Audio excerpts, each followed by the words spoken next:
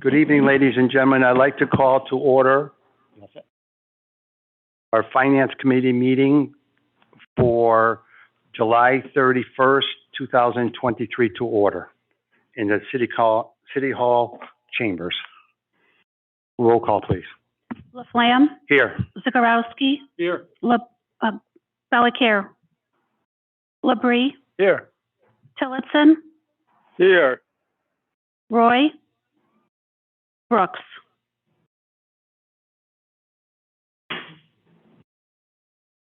Okay, we have, just, can we get this a little louder so that people can hear who's talking? The people coming, calling. We can hear it. We can barely hear. Yeah, that's just. I just want to make sure the public can hear the people on here, because I'm having a hard time. Jim, could you speak for a minute? I just want to make sure they can hear you. Good evening. How's everything today? Good, that's enough. Thanks, Jim. Okay, we're gonna go, also present tonight is Councilor, Ward 3, Councilor Lopez, Councilor Krampus, Councilor, Cushane, Councilor Dobas, and also, the registry of voters is here in the audience, and our city clerk, is in the audience this evening. Okay. Yeah, I said Councilor Lopez. Oh, did I say Lopez? Lopez. I'm sorry. That. Oh, yeah, I'm sorry. Also, I'm sorry. Also on Zoom tonight, we have Councilor Tillotson. And is there any other councilors on Zoom tonight? Is there any other councilors on Zoom tonight? Seeing none, we're going to go into item 1 of the Finance Committee. Be it ordered that pursuant to Mass General Law, Chapter 54, Section 25B, the City of Chicopee hereby elects to opt out of mail-in voting for the upcoming 2023 primary and general election. Okay, what I'm going to do is first, I'm going to open up to public input. Is there anyone here for public input first? Would like to talk to public? If you want to come right up to the mic, please.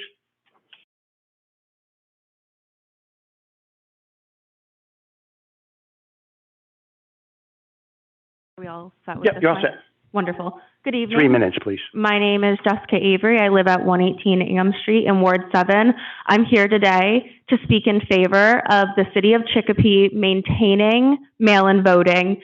Although we've seen state funding, it is our obligation as the second largest city in Western Mass to set an example for democracy. And not only that, but also to set an example of where our financial values are as a city. During the last election with a mayoral primary, we saw almost 27% of voters turn out. The last election where we had an open seat for state rep, we saw over 40%. Most of this was done during a time when we had a pandemic, but what we saw was an increase in democracy. And I've heard the argument about the absentee ballots, and while absentee ballots are certainly an option, they are not a solution, and they are not an equivalent to the mail-in voting process. And as such, we need to maintain and have those distinctions as a city. Because as a city, we need to again set an example that democracy is not just for a few, democracy is for all of us.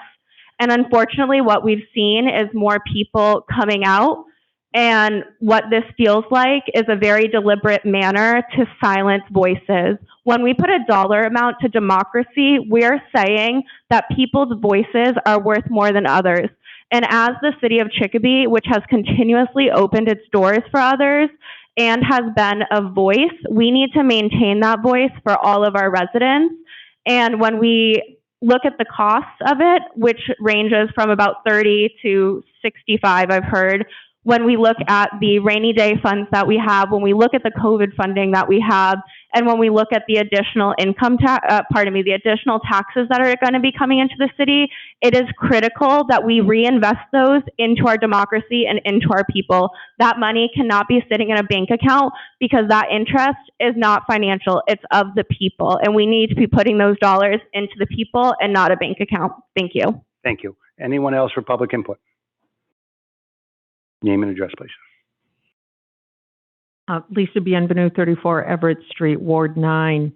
I agree that we should be having mail-in voting, and we should also have early in-person voting.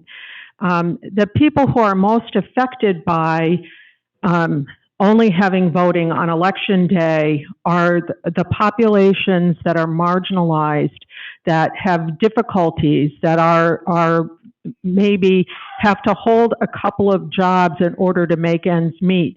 And we know that our children, that we're getting a lot of money from the state because of the poverty levels in this city, which matches with their parents. Because if the parents aren't at a poverty level, the children aren't at a poverty level. So we should be making our doors open for people to vote. And I think at one meeting it was said that it was like $17,000, and I may be off about that value of what it cost for the early in-person and with the mail-in voting. That's a nominal fee considering, you know, in the paper it has said we think we've been off at least $150,000 a year for 5 years on what we've paid for health insurance premiums for people in the city. But, you know, the mayor has said that's just a drop in the bucket. That's the price of doing business, that those things happen. So if we can be cavalier about that money, then we should be all for spending money on bringing people in to vote and making it accessible to everyone. Thank you. Thank you. Is there anyone else for public input on the floor? Is there anyone else for public input in the chambers? Is there anyone for public input on Zoom? Is there anyone else for public input on Zoom? Take a motion to close public input. Motion to close public input. Motion made and second to close public input. Roll call, please. Lamb, Yes. Zagorowski, Yes. Labrie, Yes. Tillotson. Yes. Thank you. The motion passes. Okay. So what I'd like to do tonight is just a couple of things. As you mentioned in the order, what we hear tonight is for the mail-in voting only. Discuss the mail-in voting only. It was sent to the city council to refer to the city council to discuss this item. One of the things that was asked to be done at that was to ask the state legislators if they would, there would be monies to assist us with this.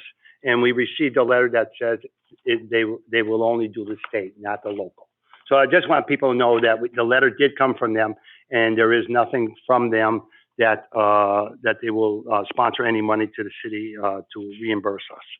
The other item we received was from the register of voters regarding the, let me go back to it. As you may know, the township opted the person, this has to do with, actually, I'll ask you to speak about it in a minute, okay? I'll let you talk about your letter because you're here for it. Thank you. And that's the last one. So what I asked tonight to do is I asked the city clerk and the city register of voters to be here tonight to explain some of the things that we want to do. But what I want to do for also is just mention when we brought this forward, I brought it forward, was on behalf of the city clerk that just wanted to let the taxpayer know what it cost last time. We were not against silencing voters at all. That wasn't the intent. We wanted to get out and show exactly what it costs. How I vote tonight, it will determine how I vote. But the whole thing of this being, you know, so silence voters is not what's happening here tonight. It's to explain for the public and the residents of the city that we are here to just explain the whole process of what's being done, and at the request of looking for the state to help us, which they were not. So that's why we did this meeting tonight. It's trying to be transparent. Everybody wants transparency. This is somewhat transparent, is to get it out and let the people know what's going on, and that's why we did this. But I do want to read just because I'm glad we had this, because I received an email from an elderly woman. I just want to, it shows that someone mentioned about, I believe the first young lady mentioned about the difference from absentee ballots or, you know, and that type of stuff. But she wrote me and she wrote, I am a 78-year-old handicapped resident of Ward 1. I am appalled that an elected official would deny the elderly and handicapped citizens the ability to vote in municipal election. I urge you to vote against this proposal to ensure that all eligible have equal rights to vote. And so I'm glad we're having this meeting tonight, because that's not how we all feel tonight. We just wanted to make it transparent and explain it all, and then we'll do our vote. So, you know, I just, that bothered me when I received that, when I actually called the young lady, and but has not received a call back from. So I'm going to ask the city register to come up, if you could explain the absentee ballots, please, first. I know it's not part, but it's to stop the confusion of what the three do. So if you can explain your email and what the absentee ballot is, come on up, please. You can come right up here if you want. Oh. And Keith, yep. I'm trying to make sure we all get the distinction of what each one does. Yeah, absolutely. I don't want you to stand through the whole thing.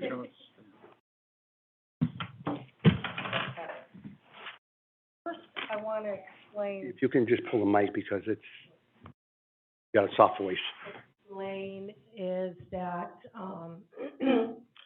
somewhere in December of 2022, the state has changed that the municipalities in doing early voting. So that was across the board, right there. So from there, the law has changed. From 2020, that was mandatory. 2021, that was mandatory. 2022, that was mandatory. And 2023, not mandatory. If I could ask you to hold 1 minute. I would just want to note that Councilor Mary Beth Costello is in the present this evening too. Thank you. Now, when we had the board meeting on July 18th, we had discussed it with the board members and do the early in-person public voting. And after due the consideration, the members of the voted not to opt in the in-person voting. So they had more than 50% that over across the board that the Board of Registrar decided not to do it. Okay. Now, if you can, that's that one. Now, if you can talk about the absentee. Absentee is throughout the past practice that we've never denied anybody's rights to vote by mail. It doesn't matter if you can't get to the polls or for religious reasons, you know, so we've always accepted everyone as long as they're a registered voter and for that ward and precinct that they're requesting, you know, wherever their address is. And we've always accepted the application. We've never denied anybody's unless they live in that ward and precinct and they never registered to vote. Okay, thank you. And now we're going to have City Clerk Keith Rattel discuss the mail-in ballot process. And I want to thank him for bringing this forward so that we can all talk about, understand the three processes. Keith, if you could. So mail-in voting and early voting is mandatory for state and federal, you know, president.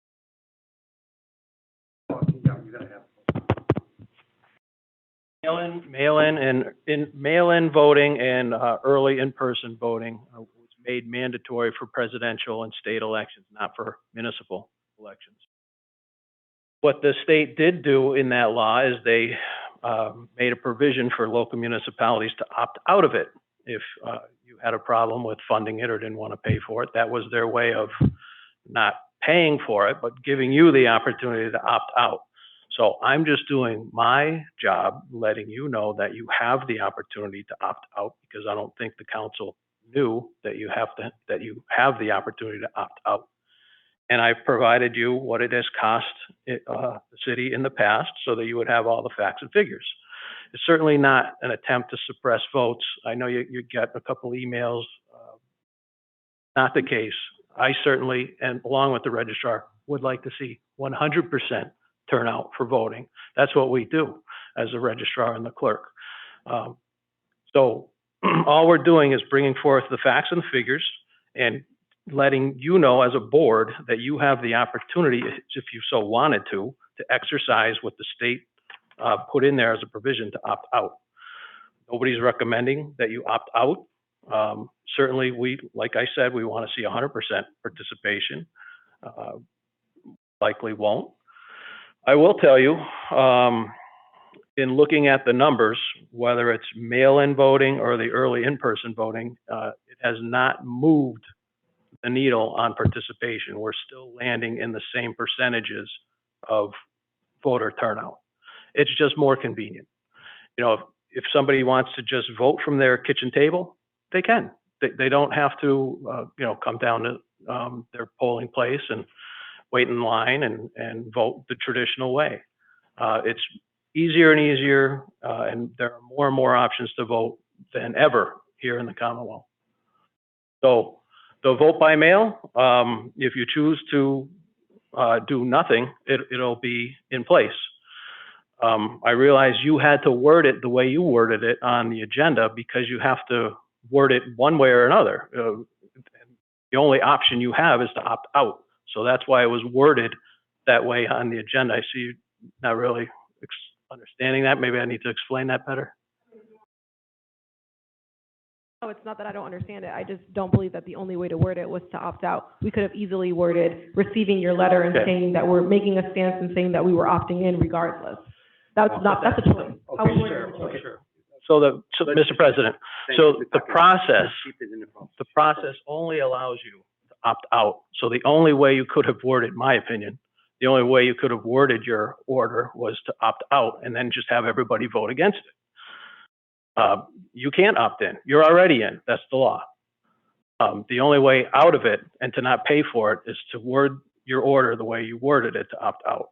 So how you vote is the stance that you're going to take as a board, and everybody has a vote. So that's the process. Mail-in voting is here, and if you choose to do nothing, it will be in full force for the municipal election, November. Okay, thank you, Keith. So Keith, let me ask you a question. So the process is, and part of the thing is do we have to mail it to all residents, or do you have a choice of, like Springfield does? I read Springfield's, how they do theirs. So it's not a requirement that the postcards be sent out again. So they were already sent out by the state, and you could have chose to do mail-in voting for all elections, or you could have chose just state elections or presidential elections. If you chose all, you'll get a ballot. If you didn't, if you just chose the state primary and the state election, you just go online. You go on the registrar's website, or you go on my website, and you just do it all online, and we send you a ballot. Very simple. So is that the process you would, if this voted tonight, that's the process you would use? Correct. Absolutely. So it's not denying anybody Not at all. to get a ballot? They can call and get a ballot, go on the line and do it. I believe, I know Springfield had one. I just received it tonight. Someone sent it to me. What someone's using as part of their advertisement is the 3 processes you can do it. And one of theirs is you can request one to be mailed to your house. And it's the same way as, that's a mail-in ballot. Yep. To that. Processes are on No different than absentee ballot. Correct. Yep. And the processes are on the registrar's website, my website, and the Secretary of State's website. It couldn't be easier to find how to do it. So what we should be, if I could, if we should probably, if we're going to go that route, is advertise it too. Somehow how they can do it, get the website and put it on Channel 5, different ways of putting it out there to make sure everybody gets it, that they can contact your office or your office and they can receive a ballot for the person living there. But we have to how do we let the people know the process, you know, that they can still do it. You know, they can get a mail-in ballot, but the process of doing it. No, and mail-in is the same way, basically. They would call and request it for me. If I wanted, when I would call a city clerk's office, it says, I would like to get a mail-in ballot, and he would check it and verify it and send it to me, correct? Correct. That's the process. That's how Springfield, I believe, is doing it. So, yes, okay. Oh, that's the way it's done across the board, mandatory. Okay, thank you. All right, Councilor LaBrie. Yes, I just had a couple of questions to the city clerk.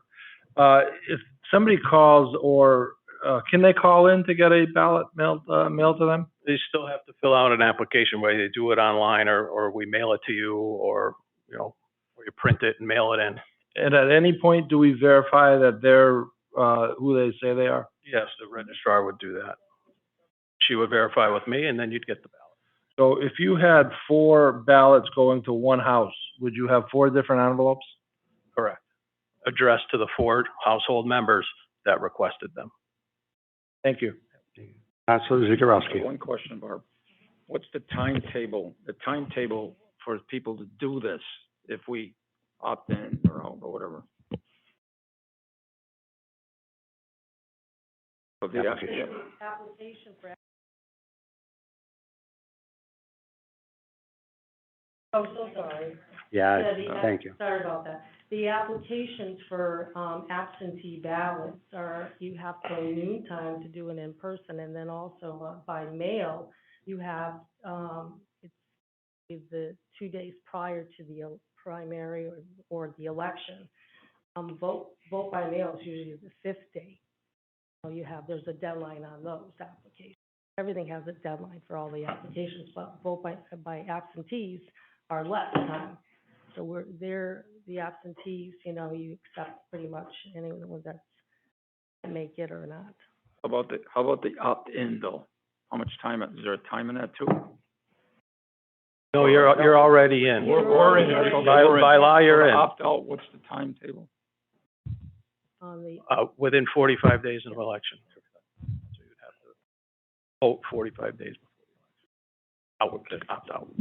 Okay, you all set? Thank you, I'm all set. Councilor Tillotson, do you have anything to say? No, I'm just listening now as we go along. It's getting more interesting, the options that we have. Thank you. Okay, is there anyone, make sure there's no more other city councilors on Zoom. I only see one. Okay. Any other city councilor would like to speak? Councilor Bree again. One more question, to the registrar, I guess.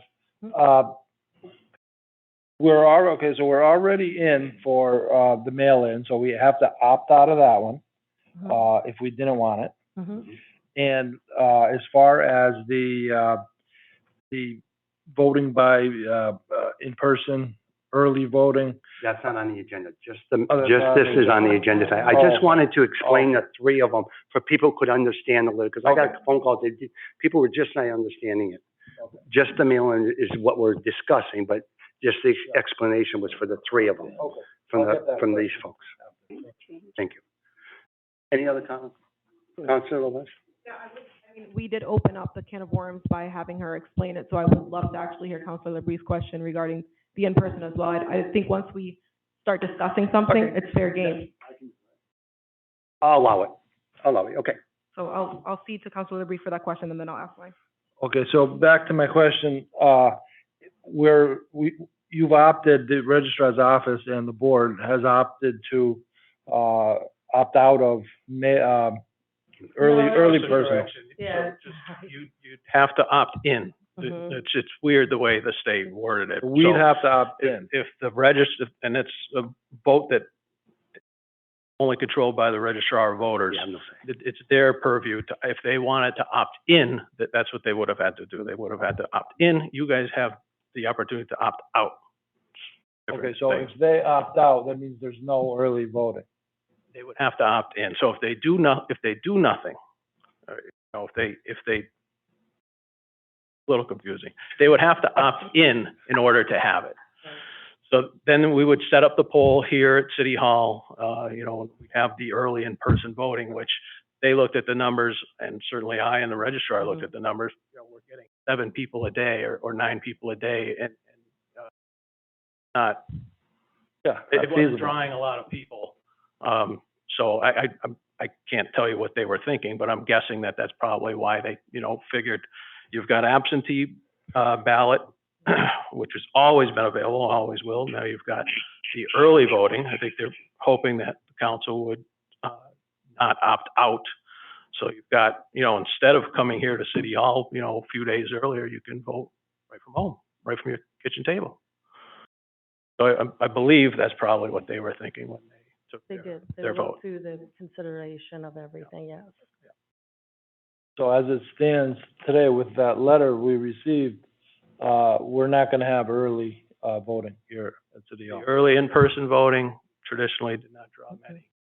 So no, but you have, and that's a vote that the Board of Registrars takes. That's Right, not the way the law was wrote.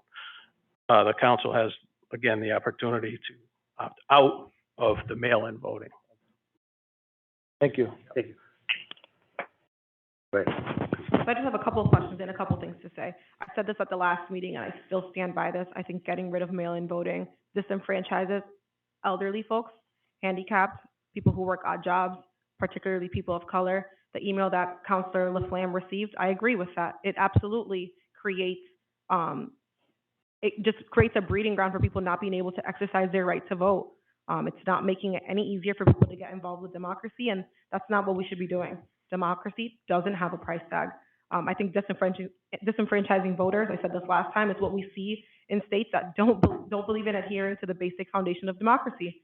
Opting out of mail-in voting is just because we have absentee voting, it goes against our constant call for civic engagement. And doing so close to an election, even if we're saying that, you know, we want to give information for folks to know how to use these mechanisms, it's too close. Had we had this conversation, you can shake your head, no, that's fine. But had we had this conversation, you know, months ago when we knew that this was still an option, whether we wanted to opt in or out, and, you know, maybe inform the voters, I still don't believe we should have opted out of mail-in voting at that point. But even then, I would understand, okay, well, maybe at least we're making an effort to let voters know how to use the different forms of voting. But so close to an election where people may not receive the message, may not understand how to exercise their right to vote in other ways, may not have access, I think it's irresponsible of us. It's irresponsible of us to not give residents every opportunity to vote. It's not about money. It's about people's right to vote, and people have fought very hard so that we have that. It's our duty to provide access to that right as elected officials. I believe that if we had received Clerk Rattel's letter and immediately said, you know, we want to continue mail-in voting, it could have been worded different. We didn't have to word it to opt out. We could have worded to continue. We could have worded and taken a stance from the beginning that we wanted to keep this. But how the conversation's flowing, I don't get the impression that we do want to keep this as a whole body. And I urge my colleagues on the council to keep mail-in voting, especially when the Registrar of Voters has already opted out of early in-person voting. We've already taken away the way that some people are able to vote.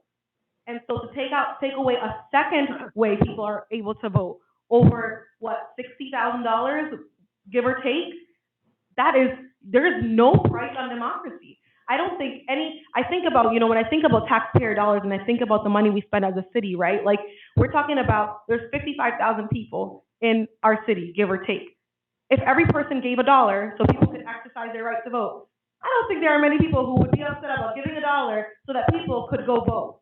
And so when we think about how we spend money, we should be thinking that way as well. As an average person, would I mind giving $1 to this? No, not at all. Would I mind giving $10? No, not at all. Would I personally mind giving all of my taxes to this cause specifically? I would. I would be happy to give all of my taxes. If every single dollar of my taxes were allocated to this, I would be happy with that, because I would know that we're doing the right thing by protecting people's right to vote. And we have a bunch of questions right now on the floor as counselors. And so if we have questions, I can only imagine the questions that the residents would have about how they're able to access voting during this election and elections moving forward. We don't want to set a precedent that we're taking away people's right to vote, especially by mail-in voting. Through the chair to our registrar, could you explain to folks the process to request an absentee ballot? For an absentee ballot? Could you speak up to the mic? Oh, sorry. For absentee ballots, anyone is eligible to vote. We never deny anyone's right to vote. All you have to do is fill out an application. You don't even have to fill out an application. To the mic. Oh, sorry. You don't have to fill out an application. You can have it on a piece of paper, on a napkin, as long as it has what you want. You want to vote by absentee? Here's my name, here's my address. Please send me an absentee ballot. If you say for all elections, we give it for all elections, and we accept that form. So what I understand from that process is that people have to go out of their way to request this. And the understanding for many residents, because this is how the absentee ballot is written, whether it's how you enforce it or not, the way the absentee ballot is written is you have to give a reason as to why you require an absentee ballot. So when I've spoken to residents about this, some residents are like, oh, we can't request an absentee ballot because we need a specific reason to request it. Whereas with mail-in voting, folks don't need a reason because everyone has the option to opt into mail-in voting because we send it to everyone. So the barrier of requesting, right, of having to go out of their way to request using their right to vote is removed when we do mail-in voting. But with absentee voting, people have to go out of their way to request to be granted their right. I think that we're doing a huge disservice to our community if we opt out, especially when we've already opted out of in-person early voting. But I'm just one vote on the board, so hopefully my colleagues agree. Thank you. Any other, Councilor Krampus? Chair to this. Just to kind of summarize, and make sure that I understand it completely, for federal and state elections, there is mail-in ballots available because that's provided or funded by the state. And also is early voting also occurs for federal and state elections. So that. Yes. Okay. So really, it's just for municipal elections where after the vote of the Board of Register of Voters opted out of early voting, so that's not happening for municipal elections. Early in person. The City Yeah. Council is basically discussing whether or not to opt out of mail-in voting. That's the process, correct. Okay, I just want to make sure that I'm on at least the same page with that. I guess from my point of view, I tend to like consistency. I think when you change things, because people just a lot of times think of it as voting in general, not so much, oh, this is a state or federal election, this is a city election. I mean, I know people know the difference of who they're voting for, but I think people are familiarized with going to the same, voting location. Yeah, so I think this kind of falls into that the change, when you start changing things, that can be a problem. And then the second thing I just wanted to cover is I appreciate the register allowing people to basically request an absentee ballot without really any reason. But someone else could take that position at some point in the future, and they might say, well, this is the way I interpret it, and I'm going to enforce that everybody needs to have an excuse. So I'm personally in favor of keeping the balloting going forward. I think the price that we pay for it is really not that expensive. I know that tens of thousands of dollars is a lot of money, but I think in the big picture, and especially a lot of people feel that, and watching the news, that democracy is under assault. And I think when we feel that that's happening, we want to make sure that we keep everything in place to assure that voters have a fair chance to go to the polls. And that's all I have to say on this issue. I appreciate, Clerk Rattel bringing it forward, for a discussion. I understand there was probably backlash, or there really shouldn't have been any, that it should be, I'm just presenting, this is what the expense is, and does the council want to stay with it? And I think maybe unfortunately that got taken as it was becoming more of a personal issue, but I appreciate Clerk Rattel bringing it forward, and that we're having a discussion, with the public and making it, transparent. So thank you. Thank you. Councilor Dillard. Thank you. I agree with Councilor Krampus. Well, first of all, I want to thank Keith Rattel. Thank you to our clerk for bringing it forward. Keith, I think highly of you. But I agree with Councilor Krampus. I think we should be consistent with all elections. I think when we become inconsistent, it messes up voters. And I think that's wrong. I think it hurts democracy in the city. I'm in favor of the mail-in voting. And I think especially cutting it this late it would be sketchy. I think with so many contested races, I think it's really bad optics for the city, and I think it would benefit certain candidates if we opt out this late. If we're even going to discuss this, I think it should be in either off years, and if that's not possible, then it should be discussed before candidates pull papers. because otherwise, in my opinion, it could be seen as favoring some candidates over other candidates, which could be illegal. I don't support that. We should be consistent, and we should keep the mail-in voting. And I'm disappointed that we opted out of the early voting. Excuse me. I'm disappointed that the registrar of voters decided to opt out of that because I believe what Council Krampus said. I think we should be consistent. Thank you. So just add and tell the good point. So here's my reasoning. Since we eliminated the early voting, the mail-in voting actually will work for those people who would have probably early voted. So we don't eliminate anybody. By eliminating early voting, we're not going to eliminate any votes as long as we keep the mail-in, because I believe that's going to be a tool that those people who would have come early will actually utilize to replace the fact they can't come in early. So we can't eliminate both options from people, because they really are the same thing in my point of view. It's the accommodation. So I agree with the consistency. We should do that. It's, like you said, $1 a person. It's just, even if it was $10 a person, it doesn't matter. We have to respect and protect people's rights to vote. So don't eliminate all the options, because early and mail-in are kind of the same thing for that same demographic. So let's make sure we take care of them. Thank you. Councilor Costello. I agree with. Not going to reach. You could just go over.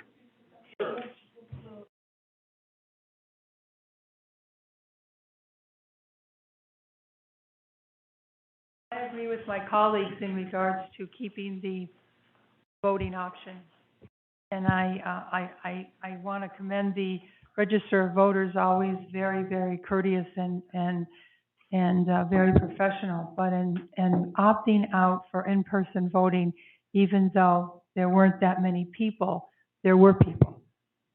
There were people here. And there's no guarantee that they're going to do the mailing process, because that's not as easy as coming down to this location, especially if you live in this area, and vote. Mailing process is better than non-mailing, but we've got to make it convenient and easy for people to vote, because that increases the numbers and it preserves democracy. So I'm here tonight, and I am personally disappointed that the in-person is no longer with us for municipal elections. But it is early in person, but it is still for the federal and state elections. Is that correct? Yes. It is. Okay. So now you're telling the voter, if it's a federal election or a state election, you can do this. But if it's a municipal election, you can't.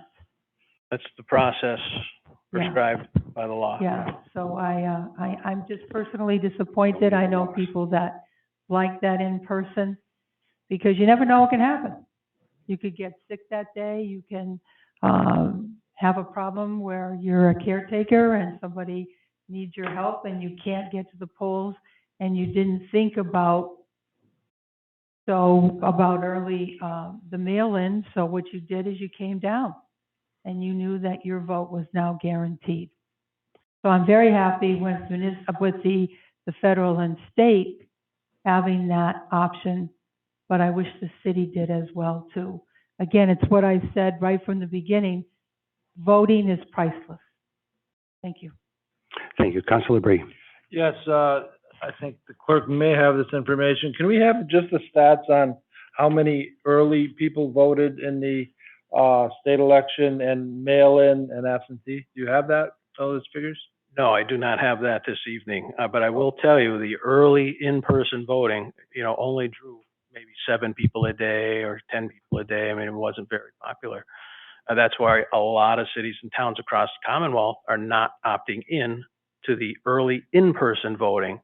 They're just saving the dollars and just letting it go with the mail-in voting, where instead of even coming down here to find a parking space, you just vote from your kitchen table. That, like Councilor Cochane delineated, takes the place of, okay, so I can't go down to City Hall, but I'll do it right from home. But I will say the mail-in voting, if we go back to the presidential election, on election day have about 300 poll workers that run the election for the city all across in all the different wards. Half of that presidential election was done by mail. Okay. That's 5 people in my office. My staff of 5 handled half of a presidential election right in our office. Okay. Think about all the offices that you work at, and all of a sudden you're told, okay, you're going to run a presidential election. We're doing, dog licenses. We're doing, we're doing your agendas. We're doing death records, marriage licenses. I mean, just the work of the office. And so that's where these dollars come from. Is you've got to pay people to work, and you got to pay them overtime. And sometimes we'll borrow. I see the health department here. Sometimes we'll borrow employees from other departments because it's just not feasible to do it all with a 5-person staff. My staff during that presidential election would come in at 7 o'clock in the morning and at times leave at 10 o'clock at night for months, not having dinner with their families, not seeing their husbands. And they're union employees and don't really have to do that. Did it. And I'm proud of them for doing it, and I value them for doing it. But just to give you an idea of what the numbers are for that presidential election, about half of that election was done by mail. So it is popular. So half the city voted by mail Yeah. on that election. So we still have to have the same number of people out there in the polls. Absolutely. Yeah, you're still paying for it. You still, by law, you have to have a certain number of people at each poll working it.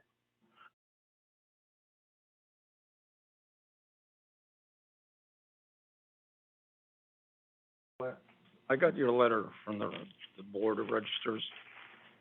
Primary reason you want to opt out of this is financially, or because of the amount of numbers that people voted? These are my Oh, I'm sorry.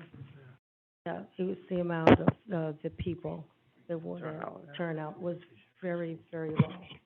How low was it low? It was lower than 20. It was actually lower than 2020 in 2020. Feel this is going on all over the Yeah, yes, it is. Yeah, they had so it's a very low turnout. People that do the SD ballot are very happy.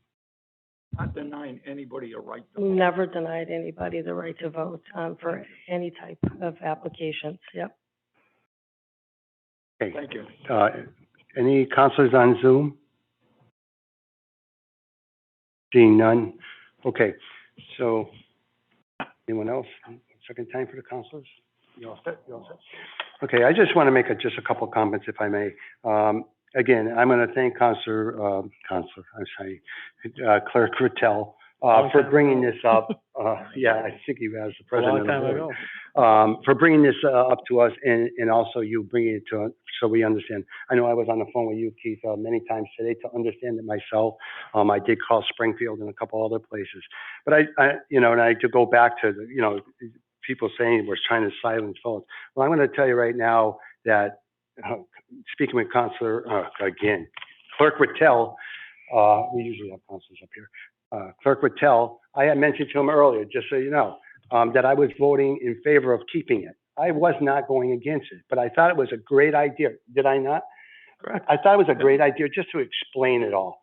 So that's people always think, because we bring things forward and ask all these questions, sometimes we're against things. It's not. It's trying to be somewhat transparent and understand the whole process, because there's a lot of calls I got. I got people that don't want it, and I have more people that want it. So there is people out there that don't want it worse. They think people should go to the polls. So, but I looked at the numbers as Clerk Rittel just mentioned, that there was half almost voted by mail. So in my opinion, that's a big number. So, tonight I will be voting to keep the early voting, but I wanted to bring it out. So I'm sorry people thought that we were already making up our mind to get rid of it. That wasn't the intent at all. It was just to explain the whole process. And I had a lot of people ask me about it, and I think I told them to watch this tape or get it and understand it. If not, to call your 2 offices to understand it, because it is a little bit when there's 3 different options you have out there. and this young lady that sent this to me made a big difference for my vote too. So, with that said, I'll take a motion to what we would like to do.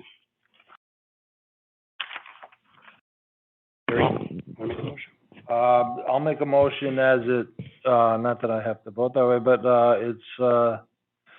option, make a motion that we opt out of mail-in, voting. Right, so if we opt out, we opt out. If it, a yes vote would opt us out, a no vote would Keep a us no, in. keep us in. A no vote would defeat the motion. That's all. So then And then it would remain. they would just be reported unfavorably back to the council. But it will remain in place that early Mail-in. mail-in voting will occur. Yeah. Okay. I just want to be clarified how we clarify it. Yeah, it's gonna be weird Yes. making a negative motion. So if you want to keep it the way, the mail-in ballot, you vote, Well, no. that's not the way I want to keep it, but I think it would be easier for people to understand Right. because it's already on the agenda. We put it out there, we're gonna opt out. And if you want to vote yes, you vote yes. If you don't want to opt out, you vote no. Okay, so no vote will keep your name. Right. Okay, can we get it, and I'll second the motion. Can we get a roll call? Laflamme? So a no vote will keep it. No. Zagorowski? No. Labrie? No. Tillotson? No.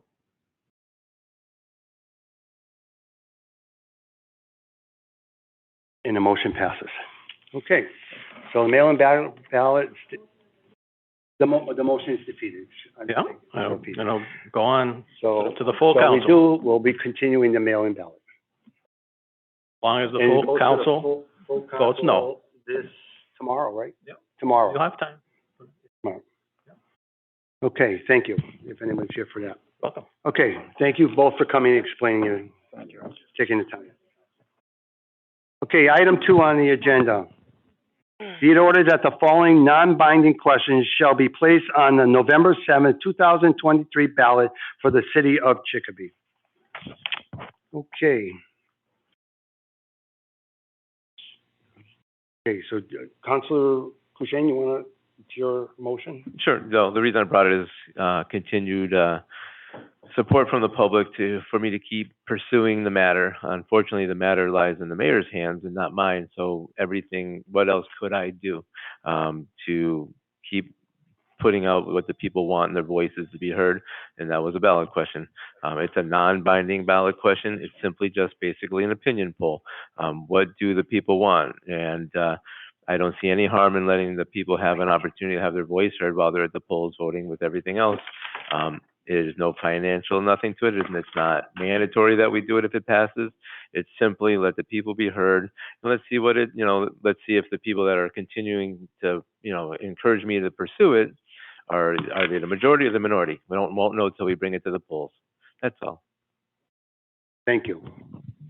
You want to talk about it? Lisa from the Health Department. Sure. Can you guys hear me? Just bring it close to you. I don't know if it's a mic. Put both of them. Okay, sure. I thought I'd do it after on this one. Well, should we get it first, and I can Okay, answer their if you want questions, public- or? okay, I'll make a motion, open To open. public input. Roll call, please. Laflamme? Yes. Zagorowski? Yes. Labrie?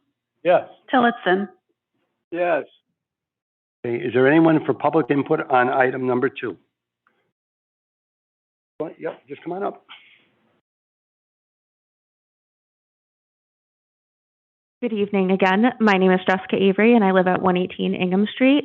I am speaking in favor of having this non-binding question on the ballot. During the last election, question 5 and question 6 were both non-binding questions, and what we saw was almost 90% of voters respond to those non-binding questions. And there have been folks who have met with state representatives, who have met with state senators about those non-binding questions, specifically when we look at the Medicare for All question that was non-binding in the past 2022. So when we, again, are talking about democracy and what that means as a community, it's not only coming to public hearings like this, it's understanding when people are coming to the polls where they stand. And this also gives us a really great opportunity to further educate people on what is available to the city as well as what the opportunities are. So again, I just want to speak in favor of having this non-binding question on the ballot. Thank you. Thank you. Any other one for public input on the floor? Is there anyone on Zoom for public input? Is there anyone on Zoom for public input? Yes. Jim, you're not public input. Well, you can talk in a minute, Jim. You're still on the city council. Hold on. I'll take a motion to close public input. Motion to close public input. Motion made and second to close public input. Roll call, please. Laflamme? Yes. Zagorowski? Yes. Labrie? Yes. Tillotson? Yes. Okay, Jim, you'll be the first to speak. Go ahead. For the city I council. don't have any problem with, putting it on a ballot and getting no public input. It's gonna be non-binding. So I don't see anything wrong with that. I mean, poor Councilor Kushein has been trying for I don't know how many years to get an officer in charge of ordinances, and I got to the point now where I'm kind of curious to see what the public will say, given an opportunity. So I don't see where it's going to cause any problem. It doesn't require any expenditure at this point. So I feel getting to feel sorry for Councilor Kushein. He's tried so hard so many years. So I would hope, let's see what happens on this question. Thank you. Thank you. Anyone else? Councilor Labrie.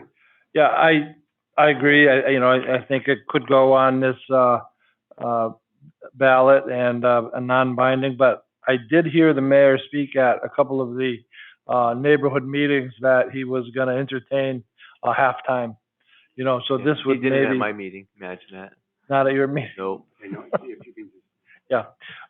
So, I mean, I've heard him say that on a number of occasions, but I haven't seen it yet. And, before I make any further comment, I think the health, director could, elaborate on this a lot more than I could.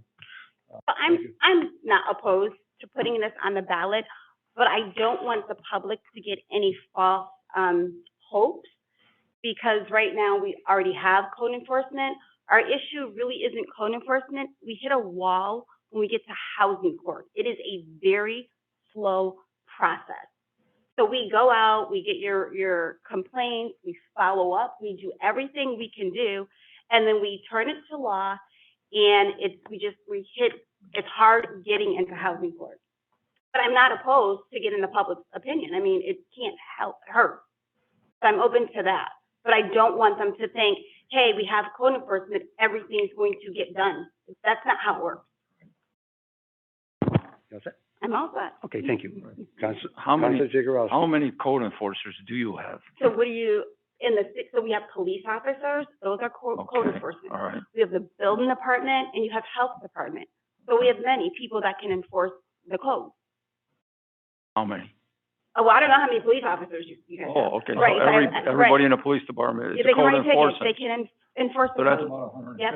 right In now. your ordinances, it tells you who can enforce the code. Right. Building, health, police, yeah.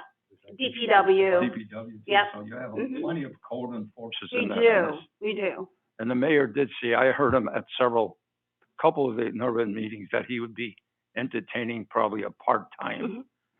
Mhm. I'm not against putting it on a ballot, but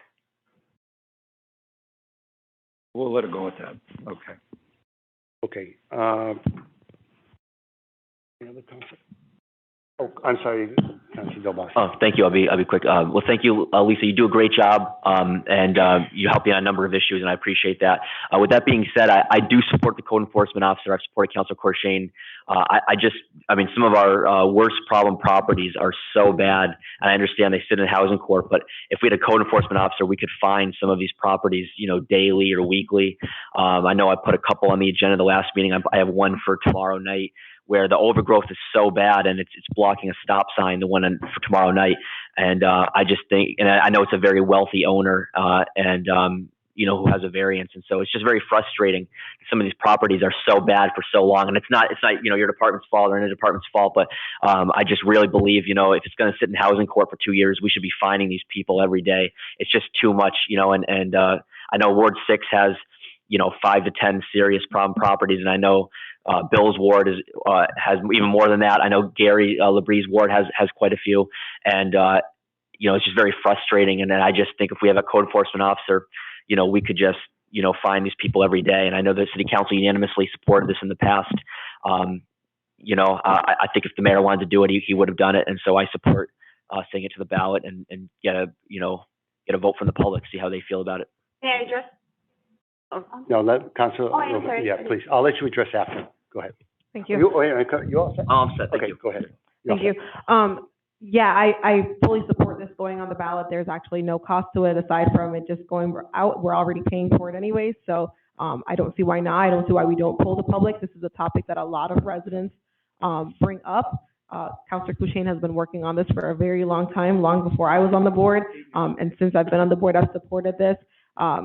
The mayor has not supported this, and until recently, the narrative has changed depending on the ward meeting. At the Ward 1 ward meeting in front of all present, I actually, he had stated that if the council should prove to him that, we needed one, that he would have been in favor, but that he did not believe the council did so.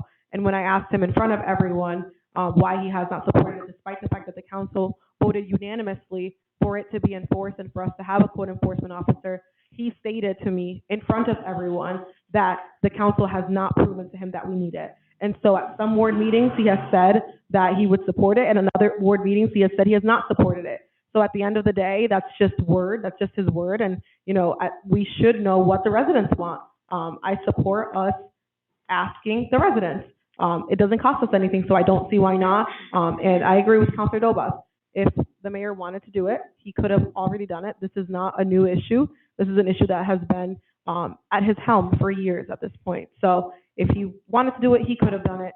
Now let the residents speak. Thank you. Go ahead. You got the mic. Okay, Fran. We've got all these code enforcement people here, there, everywhere, but where do they fall? How often do they actually do this? Whose real responsibility? Where is the accountability for the people to get this job done? Is it primarily in building and the health department? And then we expect the police to follow through, or DPW? I mean, I don't think that's good enough in this day and age. I think we have to be a little bit more aggressive in regards to putting it on a ballot. That's a no-brainer. Doesn't cost us anything. The people have the right to tell us what their opinion is. But in going around and talking to people, I find a lot of people are in favor of a code enforcement officer, not only part-time, but full-time, and perhaps have its own division where there's accountability and responsibility in one department to make sure that everything is done. So thank you, Mr. Crochet, for sticking by this. Hopefully, we can get the voices heard from the public. Thank you. Councilor Crampits. Go ahead. Oh, I'm probably going to be in the minority on this one. I applaud Councilor Crochet for pursuing, getting, a code enforcement officer. I still don't feel comfortable with putting it on as a ballot question, because I think sometimes these things lead to unintended consequences.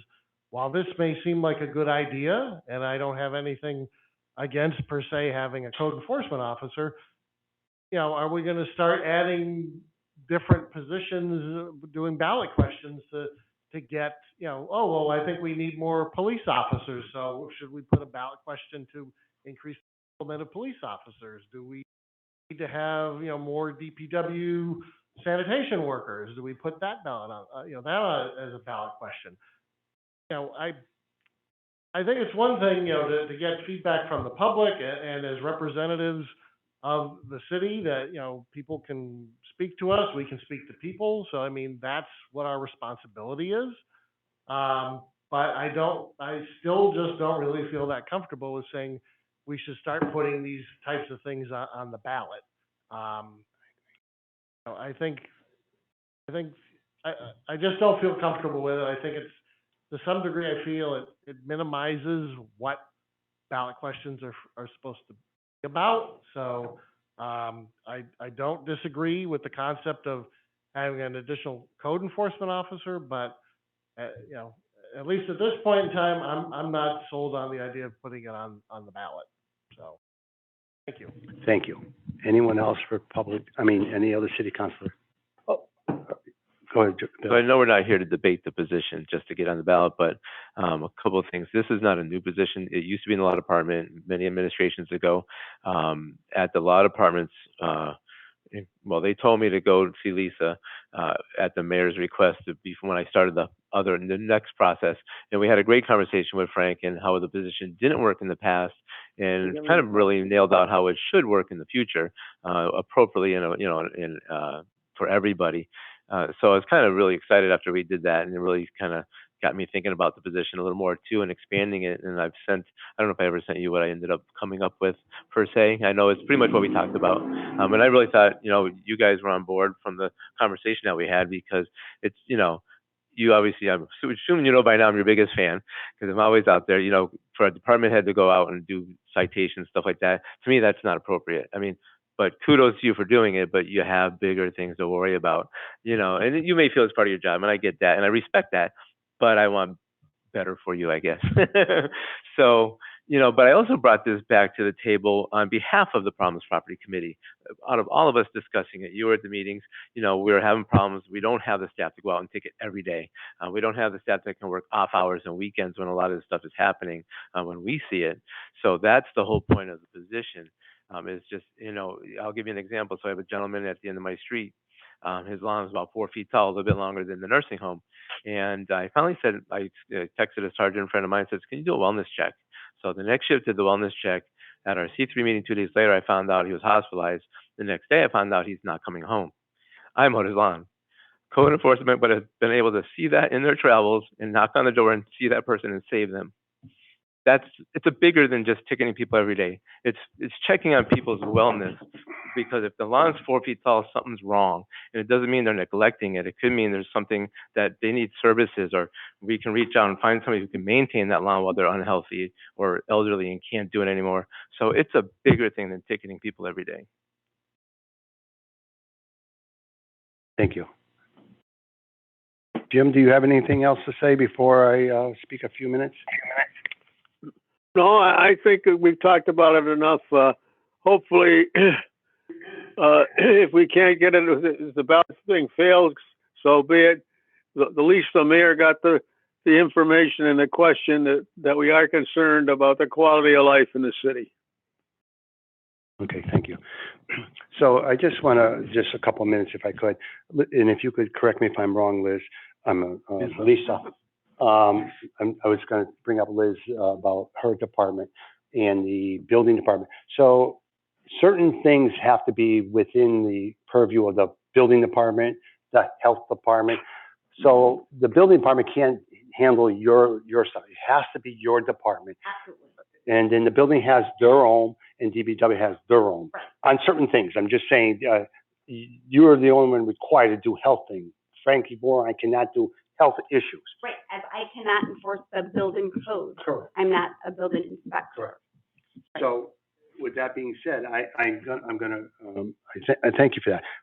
So one of the things that I understand where Councilor Kushain is coming from, but then, so I spoke to the mayor, and one of the things is we lost our good attorney here in the city council, and he is now in charge of all the court stuff.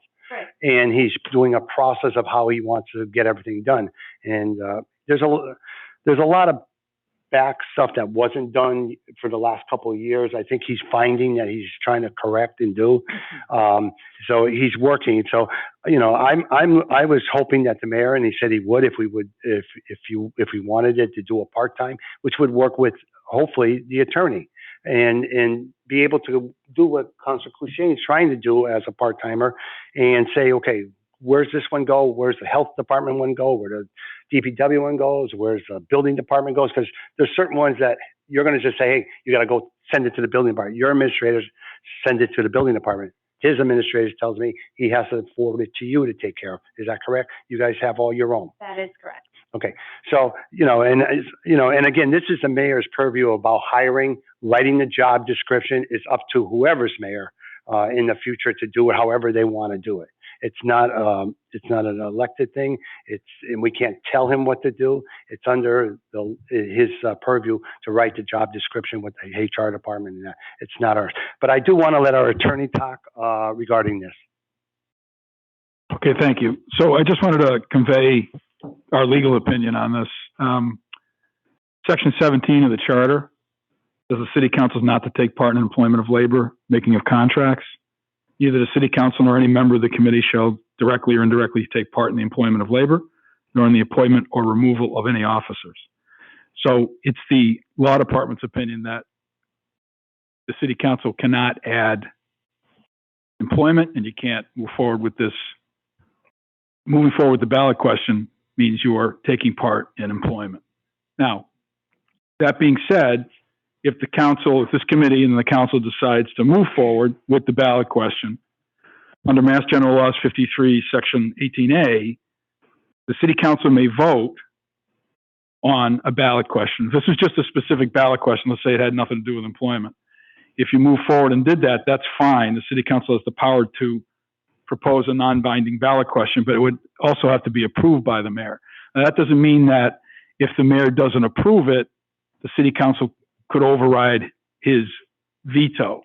So I just wanted to be clear that if the city council moves forward and proposes this ballot question, passes it, put it on the ballot, the mayor still has to approve the question being put on the ballot. And if the mayor doesn't approve it, it dies right there.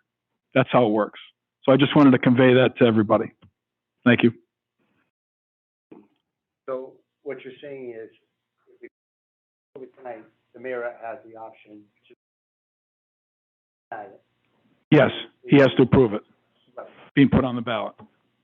So he could say, I'm not going to approve it, and it doesn't go on the ballot. And you can't override that. That's not how the statute works. Yeah, so I understand I understand what you're saying. And so if the mayor vetoes it and doesn't approve it, then the mayor doesn't approve it. But I think as a council, we have every right to propose non-binding questions. I do not agree with your interpretation that this would be us meddling with employment, because this is a non-binding question. If we were proposing a binding question, if Councilor Kushain, rather, let me not take the credit because it's Councilor Kushain who has brought this forward and has worked really hard on this. If Councilor Kushain was proposing a binding question where it would, at the end of it, with the vote, require us to hire a code enforcement officer, then we would be intervening with a hiring of personnel. But because it's non-binding, it's essentially a survey, it's a poll. It's getting the pulse of what the community wants. And like Councilor Laflamme said, whoever is mayor after the election gets to decide whether they want to hire somebody or not. We can't force them to do so. So therefore, I don't see a problem with us putting a non-binding question. I don't think it's interference with hiring. I think it's doing our jobs.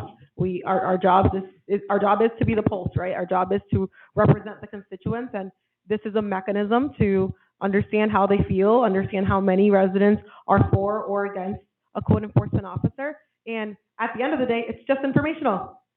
We could get 90% of the residents to say they want a code enforcement officer. Doesn't mean it's going to happen, but we still at least understand where the residents stand. Right, and that's basically what I was going to say. I just respectfully disagree with the law department that we are meddling in employment, because it's a non-binding, it's an opinion poll. So we're just putting it out there and see what it is. It goes nowhere. And just one quick thing on, as far as the police officers being code enforcement officers, that is part of the reason why I'm here pushing that agenda, is because of the difficulty it is for them when they do try to write a citation, because as one supervisor told me, it's a 40-step process for a police officer to cite somebody for an ordinance. a 40-step process. Obviously, he's exaggerating, but it's not just as easy as the building inspector or the health inspector going out writing a ticket. They've got reports. It's such a process. They don't do it, and it's the PD that's also encouraged me. A lot of officers, I want to say the whole department, waiting on their union president to contact me, pushing for it because it is, you got to think about it too. They don't have time to write the simple stuff like parking tickets and all that because of the call volume. People don't realize we're a major city. We're not a small town, even though we feel like it. So there's not a lot of time for them to stop and write for, grass or whatever, code enforcement where somebody who's dedicated to that. In his travels, will see a lot of things in addition to what assignments he received from building and health. So having police officers as our code enforcement officers is just not feasible. Even if the process wasn't so difficult for them, it's just they don't have the time for it. Jim, do you have any other comments before we take a vote? No, I think it's, probably should be left up to the next mayor. Thank you. Either way. Well, right before we go, I just want to say that I think I talked to Frank and you mentioned it too, that you have people that can do the code enforcement within your office. He has people in his office, and I believe he's trying to work with your department, isn't he? Oh, excuse me. Isn't he working with you about his office, filling the positions right now? We're trying to fill the positions you mentioned. So if the building department has 2 empty code enforcement processes that are not filled. He's been trying to fill them. I believe they're being advertised right now to fill those 2 positions in the building department. So no matter how the vote goes, I just want to say that you guys do a great job in doing what you can in the code enforcement. And I do believe you're right when you say that the courts are holding a lot of this up. I deal with it all the time. I own apartments, and I go through the same thing all the time. Just trying to get, to get into the courts is tough.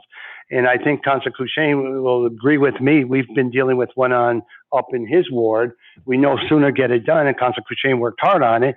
They go to court, and the court says, yeah, and they clean it up, and then the next day they start over. So it looks like things are not getting done because that's what happens.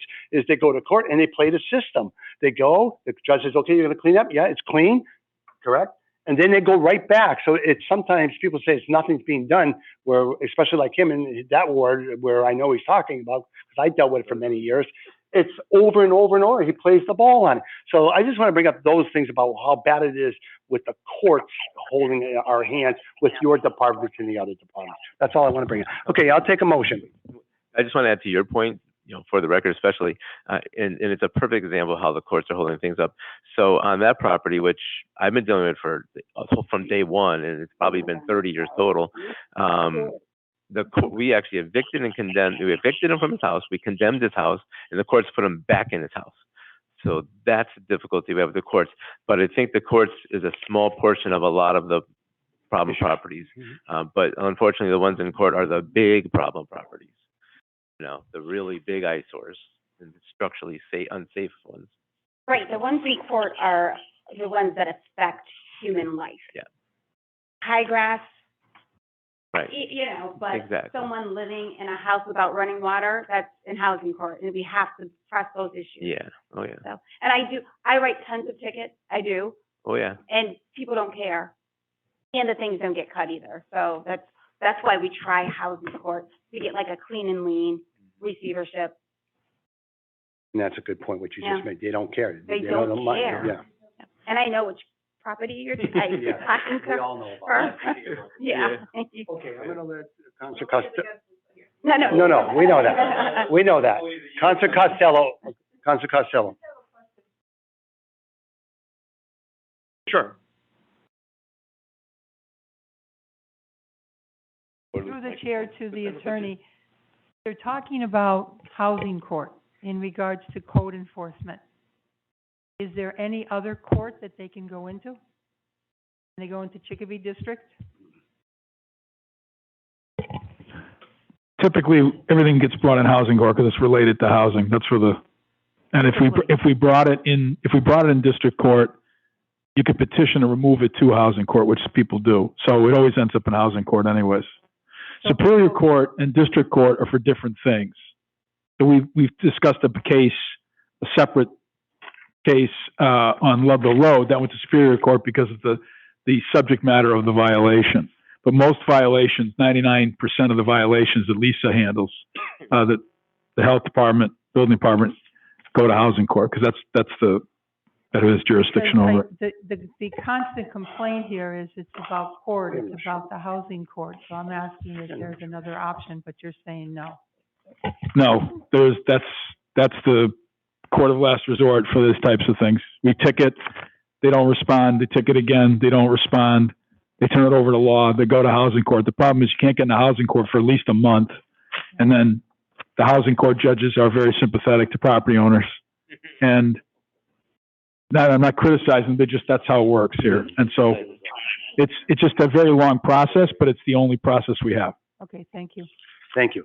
Okay, so we're going to move the question now. We're all set. Everybody on Zoom, we're all set. So we're going to move the question. I'm going to read the item number 2. Be it ordered that the following non-binding questions shall be placed on November 7th, 2023 ballot for the city of Chicopee. Someone want to make a motion? I'll make a motion that we, withdraw it. Withdraw? Yeah, withdraw. And let the mayor handle it. So you're voting not? I'm confused. He just said he wants.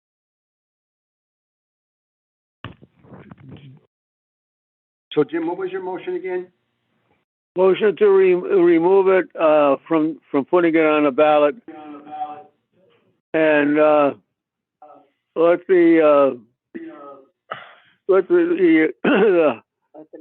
the mayor and the law department handle the problem and solve it.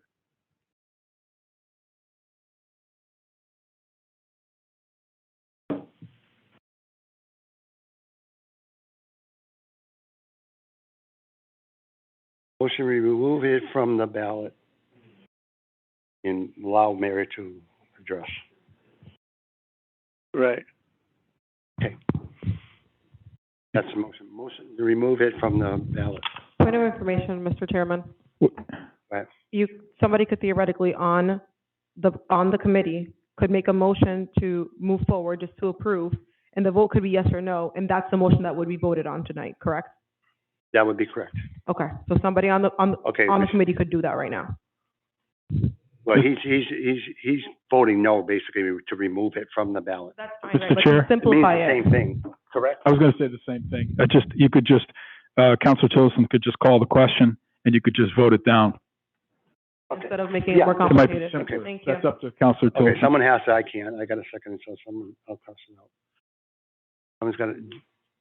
Oh, okay, then I'll call the question.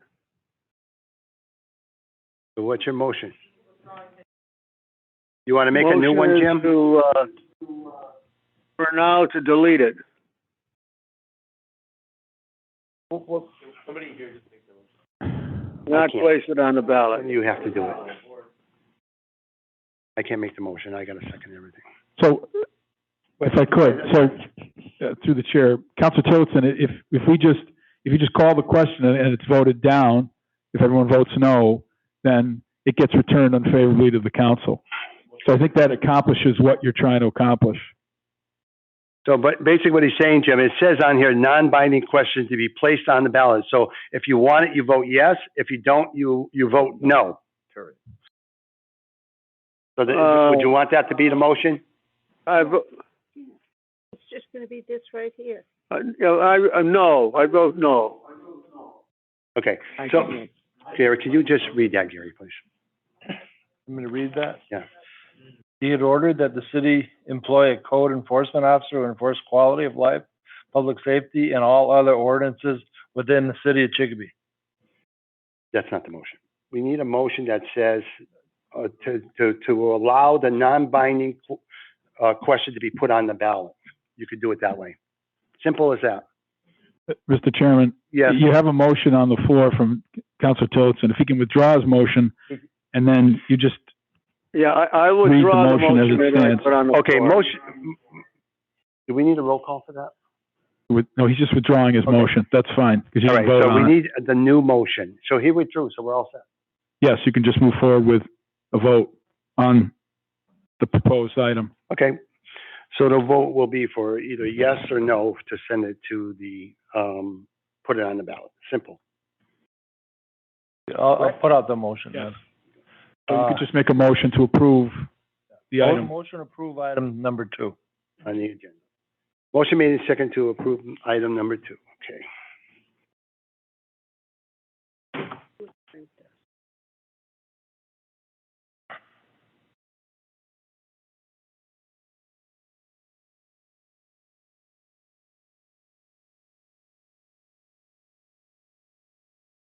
Roll call, please. Laflamme? No.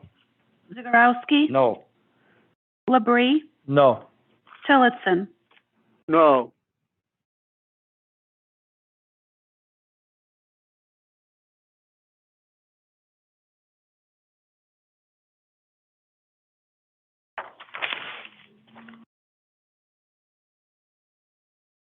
Right, the motion, I corrected it, thank you. I'm sorry, I think. Unfavorable, 1, 2, 3, 4, no. It Now- goes before the full. And it goes before the full board, tomorrow evening. Okay, item number 3. Minutes. Motion to approve the minutes of February 23rd, 2023. Motion made and second to approve the minutes of February 23, 2023. Roll call, please. Laflamme? Yes. Zagorowski? Labrie? Yes. Tillotson? Yes. And the motion passes. Motion to adjourn.